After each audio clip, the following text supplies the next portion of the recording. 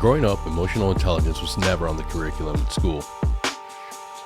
And as an abused kid growing up in a house ruled by fear and control, I saw the power that came with anger. Then, as I entered the military, I soon realized that displaying anger and wearing it proudly on your chest had a lot of advantages. The foul-mouthed, constantly angry individual was an iconic representation of the by-the-book NCO. Turns out, displays of anger and rage are nothing short of a temper tantrum. Having no control of yourself or your emotions is not the sign of being a healthy, mature adult. It is a sign that you need help. You could be heading down a path of no return. Hi, I'm Danny Caballero.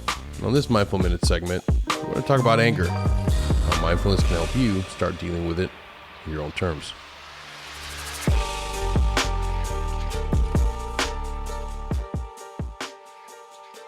Anger is a normal and healthy emotion for us to engage with and experience.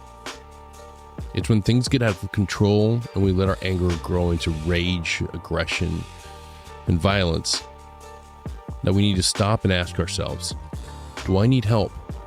Are my emotions controlling me? And is my anger hurting those around me and the ones I love?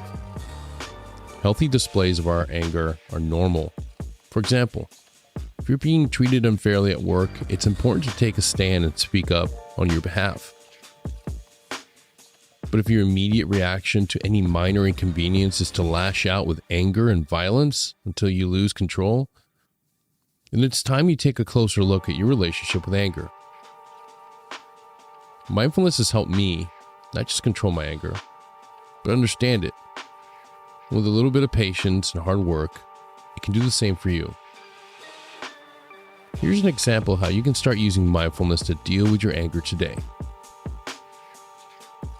The first step is becoming aware of the physical sensation of anger within your own body. Our minds and bodies aren't always connected. Perhaps many of you listening right now aren't really sure how anger feels within your own body. So let's explore this. What do you feel when you're angry? Do your shoulders tense up? Does your neck flare out? Perhaps you clench your jaw and make tight fists. Or maybe your face gets really hot and you begin to sweat. We all experience emotions in various physical ways. First step is to understand how your body reacts to anger. Step 2, breathe. When you start physically experiencing the sensations that are associated with anger, stop, breathe. Bring your awareness to the breath. Inhale through your nose and exhale out your mouth. Take deep diaphragmatic breaths. This helps activate your vagus nerve, which can help soothe and relax you. It can help you stay grounded in the present moment. You might know this breathing technique already as box breathing. There's a reason why it works. Give it a shot. You have nothing to lose. Step 3, slow down. Instead of jumping into a fit of rage or violent tirade, slow down your thinking and investigate your thoughts. When we're dealing with anger, we often think, this is not fair. I should not be dealing with this. Or, I know that I'm right, and they need to see it. Bring your awareness to these thoughts and notice how they feed your anger, rather than allowing them to dissipate. Here's the tricky part. Once you're aware of these thoughts and how they feed your anger, let them go. Step 4. You are not your thoughts or emotions. Repeat that one again to yourself.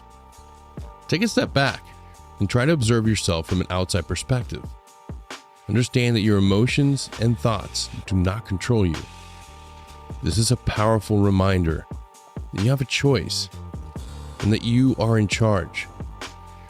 Step 5, communicate with I statements. When your anger has subsided and you're ready to communicate, start by using I statements, saying things like, I don't feel heard, or I feel this particular decision is wrong. Using I statements is less accusatory, and it promotes honest and open communication. Anger management is not easy, but is one of the most important things that you can do to be the best version of yourself. Now, these steps aren't the only tools that mindfulness has to offer. The next thing I'd like to talk about is called the RAIN mindfulness technique. The RAIN technique is a powerful tool that can help us recognize what we are experiencing in the current moment and allow it to be just as it is, without judgment and negativity, and instead exploring it with curiosity and self-compassion. The RAIN technique can be done in multiple ways, either as a meditation or a simple mindfulness practice. RAIN is an acronym that stands for Recognize, Allow, Investigate, and Nurture. Recognizing. Let yourself feel at ease in the present moment. Slowly take in your surroundings. Recognize your thoughts, feelings, and physical sensations. Name your feelings out loud or silently to yourself. Allow. Observe your experience as if watching a movie. Let your thoughts, feelings, and sensations come and go as they are. Let go of any judgment. It is okay to feel however you are feeling. You may tell yourself, this is how it is right now. Investigate. What words are going through your mind? What emotions are you feeling? And where are they coming from? How are these feelings experienced in your body? Sense the most vulnerable part of yourself and reflect on what it needs, such as acceptance, forgiveness, love, or even belonging. Nurture. Be kind toward your experience. Give yourself a comforting message, such as, I love you, you're okay, or any other phrase you need to hear. A helpful way of framing it is to think of a friend or family member, or even a pet, and imagine their love flowing to you. Let in healing and compassion until you feel calm and centered. I know. The following steps in the RAIN technique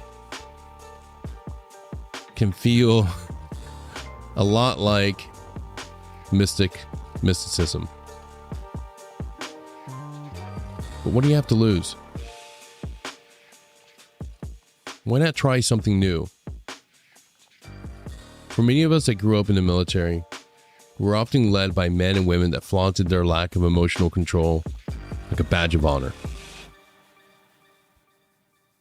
The angry sergeant major that yells and ridicules subordinates simply because they were having a bad day.